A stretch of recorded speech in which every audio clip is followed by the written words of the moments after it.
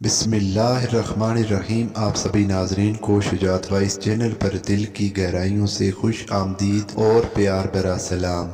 ناظرین محترم، آج کی اس ویڈیو کے اندر ہم آپ کو بیان کریں گے کہ حضور اکرم صلی اللہ علیہ وسلم کے زمانے میں اڑنے والا گھوڑا کس صحابی رسول کے پاس تھا، اور اللہ تبارک و تعالیٰ نے حضرت سلیمان علیہ السلام کو اڑنے والے گھوڑے عطا فرمائے تھے، وہ اس وقت کہاں ہیں، اور حضرت سلیمان علیہ السلام کو اڑنے والے گھوڑے کہاں سے ملے تھے۔ پیارے دوستو، یہاں سب سے پہلے یہ جان لیجئے کہ تاریخ میں حضرت سلیمان علیہ السلام کے اڑنے والے گھوڑوں سے متعلق یوں بیان ہوا ہے کہ اللہ تبارک و تعالیٰ نے حضرت سلیمان علیہ السلام کو بہت سے معجزے عطا کر رکھے تھے۔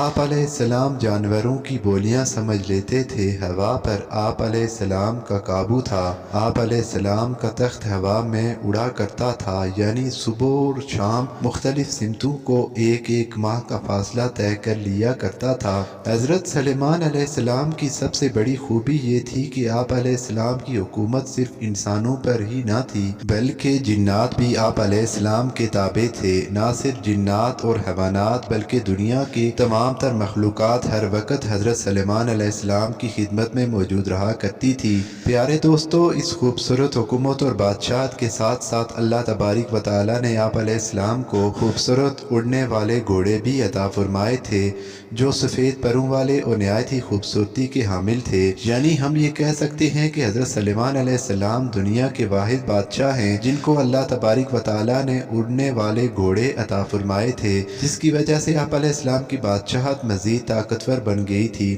یونان کے لوگ حضرت سلیمان علیہ السلام کے اڑنے والے گھوڑوں کو ٹیکسز کے نام سے یاد کرتے ہیں۔ رومن ماہرین کے مطابق ان اڑنے والے گھوڑوں کو وہی شخص اڑا سکتا ہے جو نہایت نیک دل اور اچھا ہو۔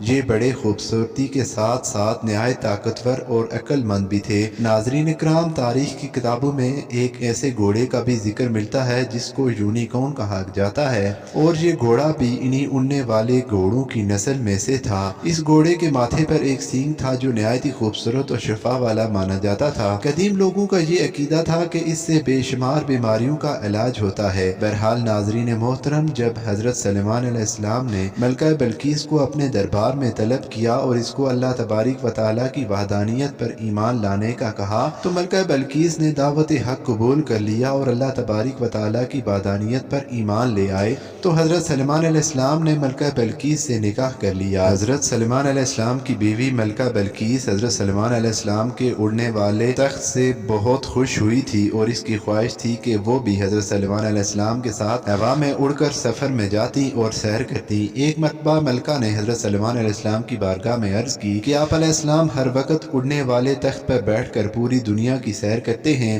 میری بھی خواہش ہے کہ آپ علیہ السلام کے اڑنے والے تخت پر بیٹھ کر پوری دنیا کی سیر کر سکوں۔ اس طرح جب ملکہ بلقیس نے حضرت سلیمان علیہ السلام کے سامنے اپنی خواہش کا اظہار کیا تو حضرت سلیمان علیہ السلام نے فوراً ہوا کو حکم دیا تو ہوا میں اڑنے والا تخت آپ علیہ السلام کے سامنے موجود ہوا۔ اس وقت حضرت سلیمان علیہ السلام نے ہوا کو حکم دیا کہ ملکہ بلقیس کو پوری دنیا کی سیر کرا، لہٰذا وہ اور حضرت سلیمان علیہ السلام اس پر سوار ہوئے اور وہ تخت ہوا میں اڑنے لگا۔ جس طرح حضرت سلیمان علیہ السلام اور ملکہ بلقیس پوری دنیا کی سیر کرتے کرتے ایک جزیرے کے پاس پہنچے، ہوا میں اڑنے والے اس تخت نے حضرت سلیمان علیہ السلام اور ملکہ بلقیس کو سمندر کے بالکل درمیان میں اتار دیا۔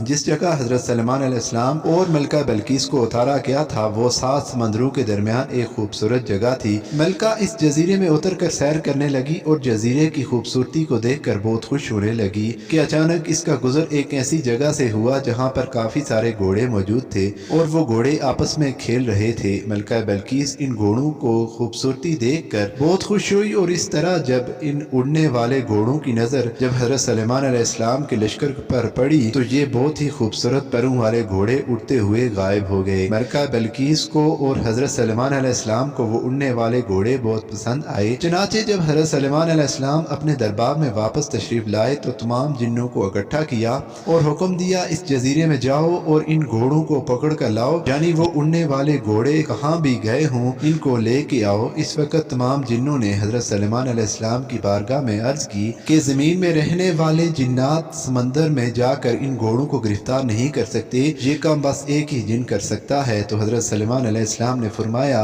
जो जिन घोड़ों को पकड़ कर ला सकता है, इस जिन को मेरी बारगाह में हाजिर किया जाए। वो जिन कौन है और इस वक्त कहाँ है? तो उन्होंने हज़रत सलेमान अलैहिस्सलाम को जवाब दिया कि हुजूर, इस जिन ने आप अलैहिस्सलाम का हुक्म मानने से इनकार कर दिया है। इसका कहना है कि मैं आज़ाद रहना चाहता हूँ और जिन हमारे ग्रुप से बाहर निकल कर समंदर के अंदर छुप गया है। तो हज़रत सलेमान अलैहिस्सलाम ने हुक्म दिया कि वो जिन जिस जगह भी मौजूद हो, हर सूरत में इसको पकड़ कर मेरे पास लाओ। लिहाजा सलेमान अलैहिस्सलाम का हुक्म पाते ही तमाम जिन समंदर में चले गए और वहाँ जाकर बुलंद आवाज से कहने लगे, ऐ हमारे दोस्त, तू जिस बादशाह के डर से यहाँ आकर रहने लगा है, बादशाह का विसाल हो गया है, अब हम आज़ाद हैं। जब समंदरी जिन ने ये बात सुनी तो वो खुशी खुशी समंदर से बाहर आ गया, अपने दोस्तों के साथ मिल गया। इस वक्त हज़रत सलेमान अलैहिस्सलाम के फुर्मा बरदार जिन्नों ने इस जिन को गिरफ्तार कर लिया और हज़रत सलेमान अलैहिस्सलाम की बारगाह में हाजिर कर दिया। इस तरह जब इस जिन ने हज़रत सलेमान अलैहिस्सलाम को देखा तो वो जिन डरने लगा। हज़रत सलेमान अलैहिस्सलाम से अर्ज़ करने लगा, मुझे कुछ ना कहना, अब मैं आपके हुक्म की फुर्मा बरदारी करूँगा और आप अलैहिस्सलाम के हुक्म के मुताबिक ही रहूँगा।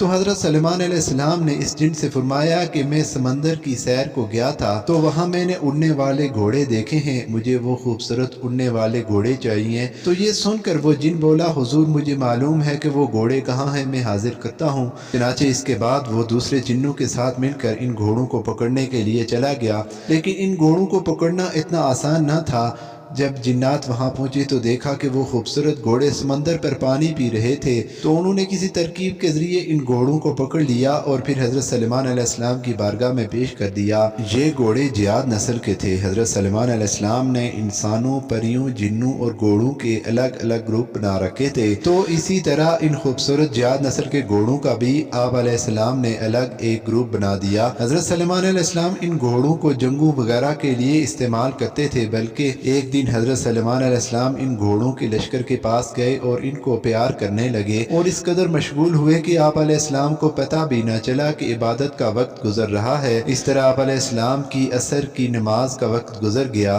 तब आपको पता चला तो हज़रत जिब्राइल अलैहिस्सलाम आप अलैहिस्सलाम की बारगाह में हाजिर हुए और अर्ज करने लगे, सलेमान अलैहिस्सलाम, आप दुनिया के नुमाइश और माल में इस कदर गुम हो गए हैं कि आप अलैहिस्सलाम को इबादत का वक्त गुजरने का पता ही न चला और आप अलैहिस्सलाम अल्लाह तबारिक व तआला की इबादत करने से महरूम रह गए। हज़रत जिब्राइल अलैहिस्सलाम ने हज़रत सलेमान अलैहिस्सलाम की बारगाह में अर्ज किया कि अल्लाह तबारिक व तआला को आपका ये अमल बिल्कुल भी पसंद नहीं आया। जब हज़रत जिब्राइल अलैहिस्सलाम ये बात कह कर वापस चले तो हज़रत सलेमान अलैहिस्सलाम अल्लाह तबारिक व तआला की इबादत में मशगूल हो गए और अल्लाह तबारिक व तआला से रो रो कर माफ़ी मांगने लगे और अर्ज करने लगे, जिस चीज़ की वजह से मेरा रब मुझसे नाराज़ हुआ है, मैं इस चीज़ की तरफ वापस नहीं जाऊँगा। चनाचे आप अलैहिस्सलाम ने अल्लाह तबारिक व तआला की बारगाह में बेहद शर्मिंदा होकर माफ़ी तलब की और इसके बाद हज़रत सलेमान अलैहिस्सलाम ने इन तमाम उड़ने वाले घोड़ों को अपनी बारगाह में पेश करने का हुक्म दिया। जब आप अलैहिस्सलाम के सामने वो सब घोड़े पेश कर दिए गए तो आप अलैहिस्सलाम ने जियाद नस्ल के सब घोड़ों के परों को कटवा दिया, इसलिए दुनिया में अब उड़ने वाले घोड़ों की नस्ल मौजूद नहीं है। प्यारे दोस्तों, अगर आपको वीडियो पसंद आई है तो वीडियो को लाइक और चैनल को सब्सक्राइब ज़रूर करें। अल्लाह पाक हम सब का हामी और नासिर हो। अस्सलामु अलैकुम।